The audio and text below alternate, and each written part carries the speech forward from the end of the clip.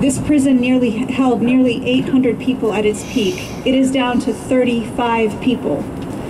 Yes, there is a lot of work to do, and those who've been released still live in a kind of prison, many of them, because they are without family, they're without support, they're without treatment. There's been no accountability, and that's why you should donate to this fund. But that said, it is remarkable that we're down to 35 people. That is not the way prisons usually go. So I just want to acknowledge that and thank you for that.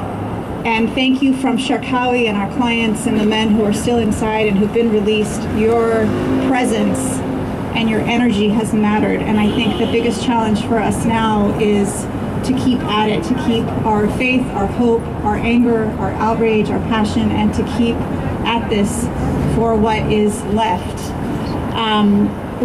So thank you, just thank you.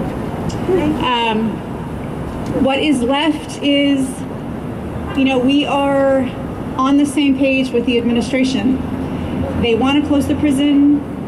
It's not, yes, there are legal issues. I'm a lawyer, I could talk about the legal issues, holding people indefinitely for 20 years. And what that means is without charge. And what without charge means is without reason, without good reason. People have been held for over 2 decades. That's illegal. It's wrong. It's morally an outrage, all of that. But as a policy and practical matter, we're on the same page with the administration, and Gitmo can close. The people who are left can be transferred. As has been said, the majority of people who are being held are without charge. They're people who will never be charged. 20 of them are cleared for release. What that means is that the